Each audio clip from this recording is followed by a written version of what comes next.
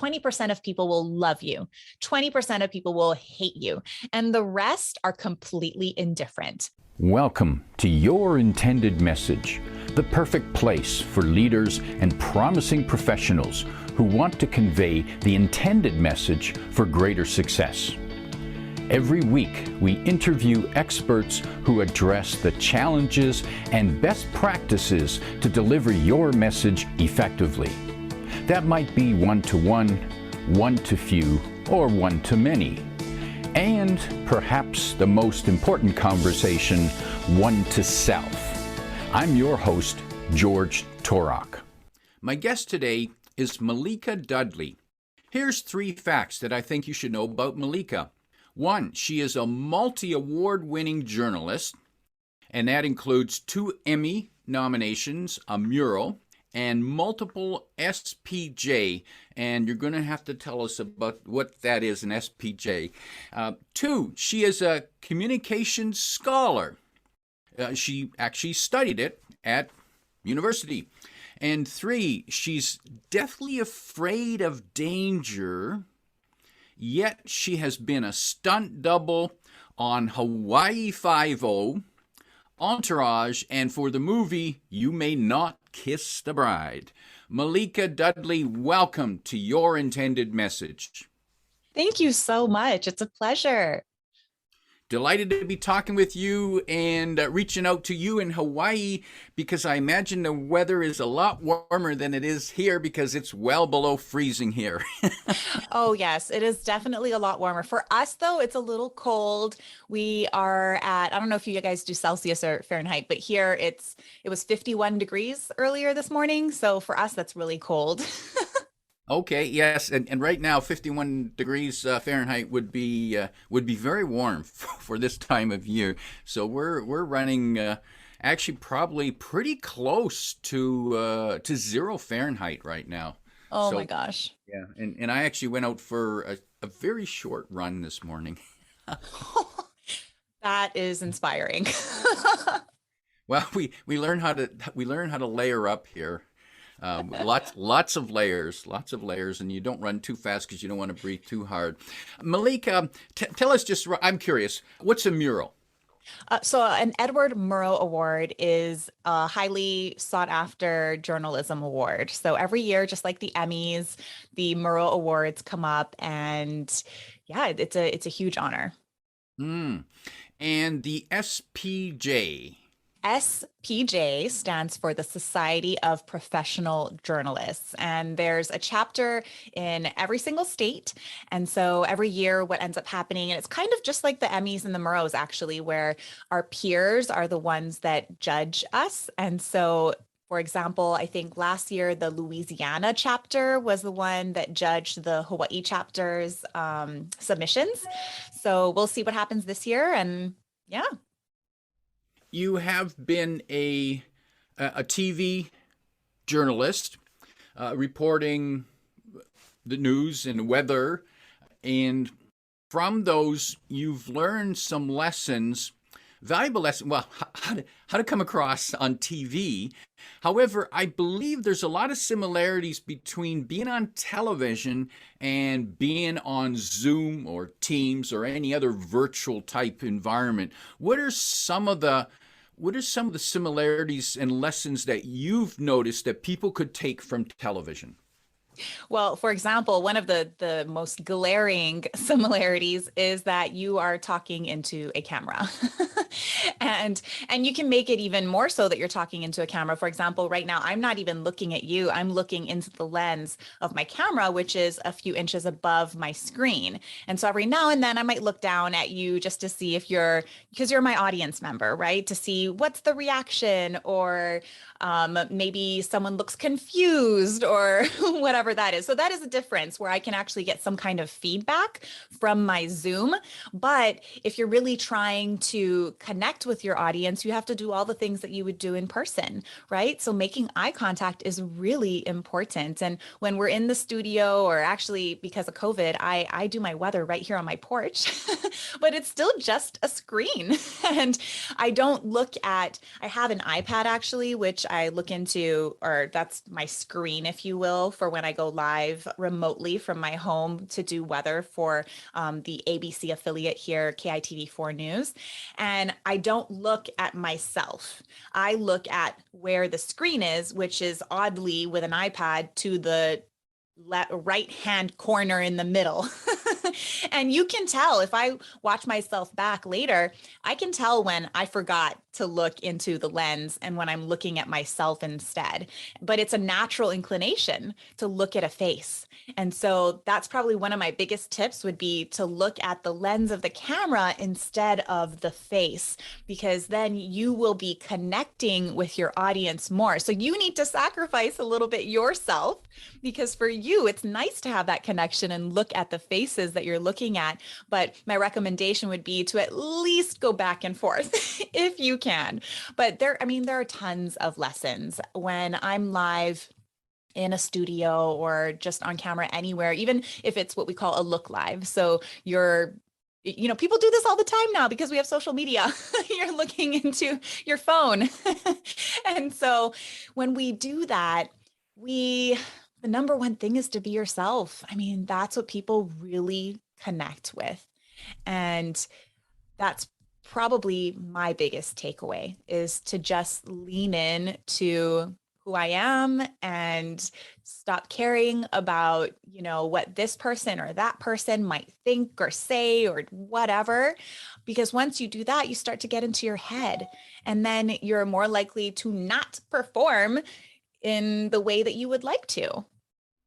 Now, Malika, that's an interesting point, because I know many people, when they're presenting virtually, they want to see the faces, and they end up looking at the faces instead of looking into the camera. However, if they see the faces and they don't like the reaction they're getting, they internalize that. Oh, absolutely. I think everyone can relate to that, right? And what's awful about Zoom is that people are not good audience members. So maybe one thing for our audience members is that when you are attending a Zoom, make sure that you're doing the same things that you would do in person. You don't want to look bored, or maybe someone could be reacting to they're looking at their phone and they get some kind of a whatever on their phone. And so they have this weird look on their face. You would never know because you have no idea what's happening in their room, right? So it's very different than in person, where I can tell when someone's checked out and they're looking at their phone, maybe they're reacting to their phone, or if I have everyone's engagement, and so as an audience member, it's really important to nod your head and smile, use those facial expressions to really give encouragement to your speaker. And then, yes, as the speaker, you kind of have to take it all with a grain of salt. And in fact, when I do speeches that are online, or if I have a presentation, I actually will put my notes up on top, like in my screen. So I won't be able to actually see faces. And, my dad always told me that you need to practice until it looks like you never practiced a day in your life. And so I like to be very prepared. I have my bullet points, or if I'm the interviewer, I've got my questions all written out and I have potential answers. And so I also have my own podcast. It's called the Communification podcast, where I interview experts about communication topics that they research or they teach about. And then I have a guest on the pod, and we basically break down those lessons and try to apply them to our own lives and tell our own authentic stories about navigating through whatever that is. Let's say it's deception. And so I'll have on my screen all of the questions that I'm going to ask. But if the conversation, you have to know that that's how conversations go, that sometimes they don't go the way that you plan them to. I mean, the other person has their own, agenda, brain will go wherever they go. You're trying to flow, right? So you need to allow for the flow. And then I'll write like, okay, well, she might say this. And so here's another thing I could say, or here's this bit of research that I could pop up. And so I scroll through to get to that part where I can kind of still be listening. It's all about multitasking.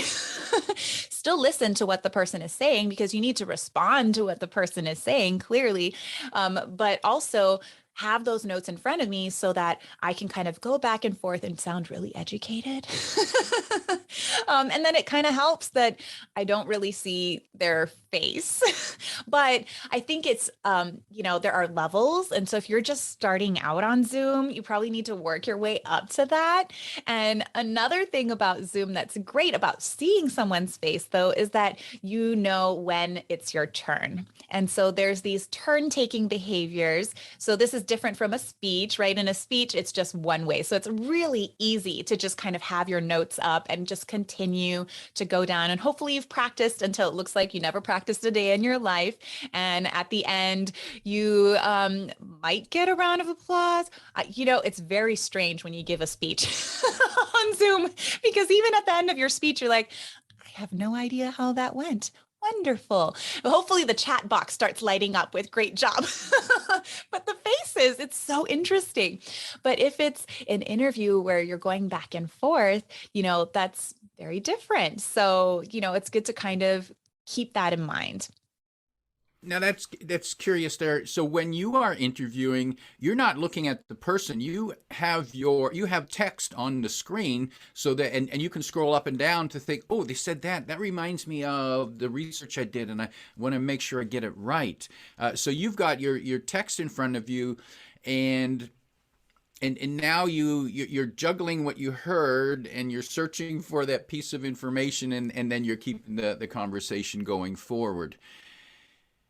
When you are talking to the camera, and this is still difficult for me to talk into, and I'm doing it right now, so I'm looking into that glass eye, which is cold. It just sucks the life out of you. How do you talk to that camera as if it was a person? What do you do? Maybe it just takes practice, but I know that I'm talking to you, and I can actually, through my peripheral vision, I can see you nodding. And so that helps me with knowing that you're listening, and I smile. I just know it. We're growing up with this technology. It's evolving as we get older. And so I think it might be something that's a little bit easier for our younger generations. I'm an older millennial, so I kind of had a little bit of this when I was in college, and then kind of had to learn about it along with everyone else as it continued to evolve. But it's not that difficult for me. And then also I am in the industry, and so I have to look into a glass eye all the time. Sometimes it has words on it. Sometimes it's me backwards, right? Because I'm a meteorologist, and that's how the weather wall works. So it gets to this point where you just have to imagine, the people that are there behind the lens. Sometimes I like to not imagine the people. A lot of people, that's their number one fear. That is the number one fear in the world, is public speaking. So it might actually help some people to have your notes on the screen and just talk into the camera. I don't need those turn-taking cues of, oh, this person looks like they want to say something, or maybe I should wrap up because I have anxiety, or have this fear that I need to get over. And so for some people, it might be great. I mean, when I'm out in the field, I'm more concerned about the people that are walking around and that might be looking at me while I'm speaking into the camera, where later, or if it's live right at that moment, potentially hundreds of thousands of people are watching, but I'm more concerned about the fact that that person is crossing the street and they're looking at me. Now that's a different challenge there. When you are broadcasting from in the street, you've got to make the viewers believe that you're talking to them and only to them, and at the same time you've got to ignore what's happening around you, even though you're wondering, well, that person's acting kind of weird there, I don't like the way they're looking at me. How do you overcome those distractions and possible threats? Oh my gosh. I mean, I guess you just do it, I mean, like most things in life, especially when it's out in the field and it's my job. So it's a lot easier to do when it's not something that's just, oh, well, I decided to do this. This is my little thing, because then I could just decide not to do it. But when you're kind of forced in that situation to turn it on, just kind of have to do it. There are loads of viral videos online showing reporters that were not able to do that. And I've had my own moments as well. I mean, I remember there was this one time and this was very early in my career. I was in my mid 20s, and like I said, the camera that I'm looking into is backwards. And so if I put my right hand out, it looks like my left hand is going out. And fortunately, I'm dyslexic when it comes to left and right, so it actually just looks normal to me. But one day I thought it was backwards from backwards, if that makes any sense. And I was so early in my career that I didn't have the wherewithal, or, it just never occurred to me that I could just step off screen if I was confused and continue to give my weather report. Instead, I stood on camera and looked really confused. And at this point, early in my career, my parents would call me after every newscast and they would tell me what a great job I did. And my parents called me and they went, "What happened?" And I was like, "Oh my gosh, I thought the camera was backwards from backwards." I mean, they checked everything. There was nothing wrong. It was literally my brain just decided to, I guess, maybe work. and and it was very confusing. So, we definitely have those moments. And one thing that television news has definitely taught me, there are so many newscasts in a day. And now it's a little bit different because of social media and the fact that, these clips can live on after they go live. But the majority of the time, it's live. Once it goes live, it's gone. And you can just move on from there. And I feel like that's an analogy for life, that, when we make mistakes, when we falter, when we fail, those are all learning moments. And in that next step, that next choice is the one that matters. And your mistakes and your failures are not who you are. They are something that happened, hopefully something you learned from and grew from, and then you can move forward from there, and to not hold on to that and internalize that experience as something that has to do with the person that you are. When you're presenting on camera, and when you started presenting as a TV journalist, I imagine one of the challenge was that how do you put out enough energy without looking over the top? It's a gentle balance. And I know I said earlier, don't care about what other people think and say, but there's a balance there as well, right? And so if you have mentors in your industry, if there is someone that captivates you in whatever field you're in, so, this is your intended message, right? So what is your intended message? And find your mentor within that field and see what they do. If you can, get that person to consult you, and when I first started, I was forced into this. Again, I was in my mid 20s, and my news director would have me sit with the main anchor or the chief meteorologist and show them my tapes. And then they would critique my tapes. And that was a very humbling process. It was a process that definitely helped me a lot with the way that I present. And I was given the opportunity, which is very rare now in this industry. I was given the opportunity to try it again and try it again and try it again, and not on air. These were recorded between the newscasts. This was my practice. And I was practice makes progress. And I was able to progress. And I think, now 15, 16 years later, I can do this in my sleep, and it really is just a matter of doing. The more you do, the better you get at it. And where you can really strike that balance. And you know what? Also, though, you got to remember that I can't remember where this came from, but someone once told me 20% of people will love you, 20% of people will hate you, and the rest are completely indifferent. And so you got to know too that when you put yourself out there, when you speak your intended message in whatever form that takes, I mean, George, you just got to be okay with the fact that sometimes people are just not going to like you, even if you feel within yourself that this is your perfect balance of who you are and the amount of energy that you want to give out.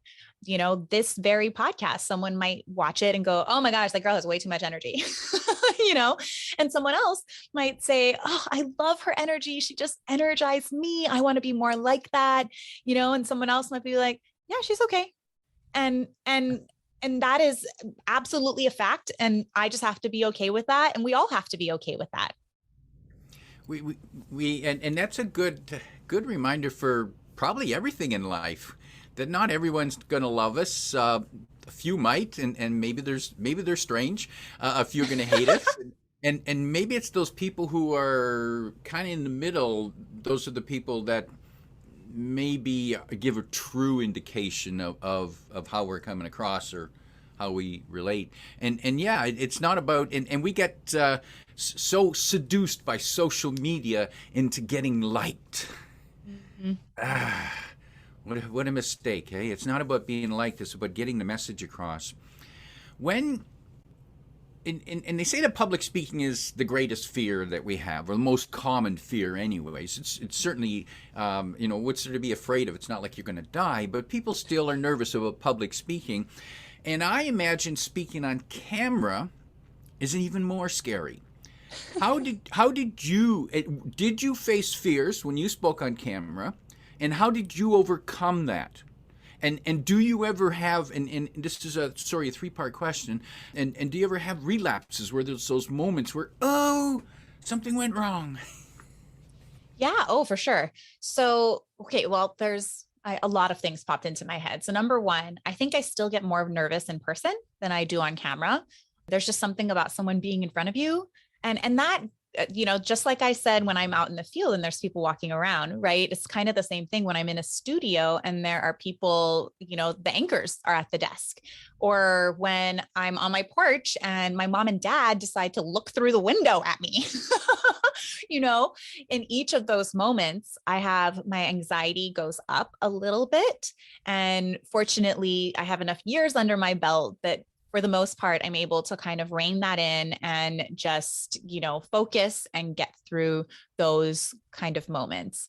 Early on in my career, they happen more often, that's for sure. And that is something to be expected. So if any of the listeners out there have anxiety, or, you want people to hear your intended message, but you don't know how to get there because you feel like there's this huge block that how can you do this when you can't even speak at the dinner table in front of everyone, right? Just know that even the best speakers in the world at some point had some kind of anxiety, and that it does pop up in the weirdest times. I mean, for me, it's when I sing is when I'm most nervous. And sometimes I'm not nervous at all. And sometimes my body takes over.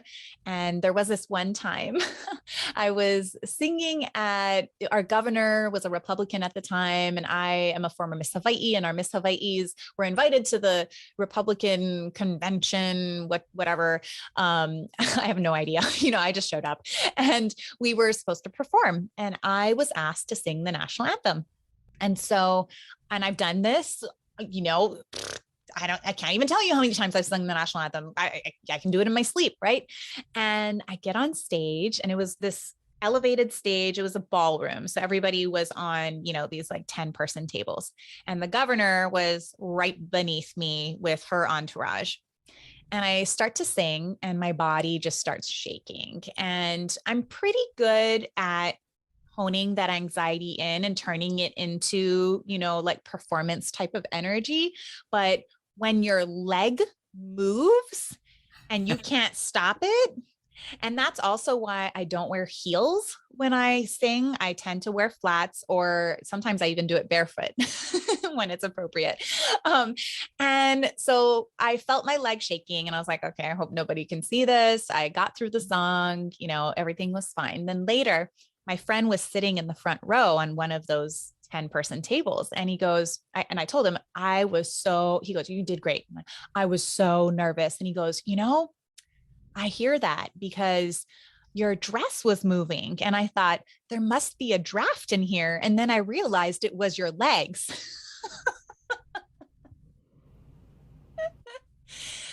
So, I mean, it still happens. We've been in COVID now for almost 2 years. I haven't been in person. And so my first MC gig in person was really interesting. Fortunately, because of the Zoom events, I do get some practice of at least being in front of people that I don't know, because I think that that's where the anxiety comes from, is that judgment, that fear of being judged. And so reminding myself, number one, that people want to see you succeed. People don't enjoy being in an audience when someone like bombs and fails, and like, it makes people very uncomfortable. They want you to be amazing. That's why they're there. Why are they there? To hear your message. They're there to hear your intended message, right? Like so you need to believe that before you step on stage, before you go on camera. You need to believe that people have tuned in for a reason. So when people tune in to watch the news or the weather, they've tuned in because that is the content that they want. And so you just need to know that and believe that, they don't want to see you like flubbing and tripping over your words. And so just feel comfortable in that. Good advice. Malika, let's remind people about your podcast, the Communification. Communification. I'm guessing that's a word that you created. And what's the significance of that word? And why would people listen to the podcast? What will they get? Yeah, sure. So I actually did a word search online, and this was a word in the Urban Dictionary. And so they combine communication with beautification. So it's the beautification of your communication. But also, the more I searched online, I found that some people use this word communification to describe the unification of community. And both of those things are the goals and the vision for my podcast. And so when you listen to the podcast, not only will it help you to unlock your communication potential by teaching you these tangible research-based communication strategies for navigating through things like apologizing, when someone lies to you, or if you are being deceptive. My first season is about communication and technology. So a lot of things like cyberbullying and phubbing, which is phone snubbing. So, it's just a place for us to learn and grow. And then the opposite side of it is, I think people need to feel like they are not alone. They want to know that when they're struggling, and we all feel this way, we just think, oh my gosh, I'm the only one. I'm the failure. I'm the one that just sucks at this. But no, you are not alone. So many people struggle with the same issues. And so I have a guest on. Usually it's some kind of a, celebrity. Like my first episode was with the Bucket List family, who has 2.5 million followers on Instagram and all over the internet. They're very, very popular. And we talked about how social media, impacts their communication. And so it's really great to kind of hear from these people that live this day in and day out when you see that they struggle. I mean, this woman who has millions of followers is feeling depressed and judged and needs to take a break. Then I think that makes us, normal people, feel so much better when we go, oh, wow, I feel the same way, but I thought I was all alone. And look at this girl who's liked by millions of people and still feels the very same exact way, because guess what? We're all human. And Malika, that's probably an important point when it comes to communication. We often think that communication is just all about providing information, but maybe the more important role of real communication is kind of opening up and saying, I've got struggles too, and let's talk about it. And maybe we can, by talking to each other, we can actually both move forward. It's that authenticity. And that's what the beautiful thing about social media is. And, we can cultivate our own little communities online. People have to choose to follow us, especially, myself as a public figure, if you will. That person had to tap a button and go, yeah, this is someone I'm interested in. I want to be a part of their life. And so, yeah, it's a beautiful place where it can be a beautiful place, which is what we call a mass personal platform. So we have mass media, where we are speaking to the masses. That's what I do on television, right? There is interpersonal communication, which is generally between a small number of people, usually two, and we really get to connect. And with this mass personal platform, we get to do both, and we can use that for good, and that's when I feel that I really connect with people. There was a hurricane bearing down on us a few years ago. It was Hurricane Lane, and everyone in Hawaii was just freaking out. And I was in France on a family reunion, but I started tracking it from the beginning, and it was so interesting to see how people responded, of course, to the fact that I was informing them, and trying to help to keep them safe. But what they really responded to was the authenticity of being truly concerned about my family and friends, of not being able to quit because it's gonna make me cry, because I don't know what's gonna happen. And I'm halfway across the world, but I have to keep updating you because I really care, and showing the behind the scenes moments, and coming on camera, and this is on social media, not live on television. I probably would put some makeup on or something, but literally rolling out of bed with what I call my tita bun. So my followers started calling my updates my tita bun updates, like a mom bun. And rolling out of bed and just be like, okay, I just saw the update. Here it is, and that's what they really responded to, was that openness and that authenticity. Malika, in wrapping up, if there was 1, 2, or 3 pieces of advice that you could give to people for how to perhaps feel better and come across more real through social media, through virtual meetings and virtual presentations, what might be those 1, 2, or 3 pieces of advice? Number one is practice makes progress. So just practice, everyone gets better with time. Number 2 would be to just get in touch with yourself, identify your values. What is really important to you? How do you want to make an impact on the world? And if you come from that place, it will be seen as authentic, and people will respond, and it's a really beautiful thing. Fabulous advice. My guest today is Malika Dudley, reminding you to practice so much that it looks like you never practice a day in your life. If you like what you heard, remember to like, comment, and share this podcast. Come back every week for more practical insights to help you deliver your intended message. I'm your host, George Torok.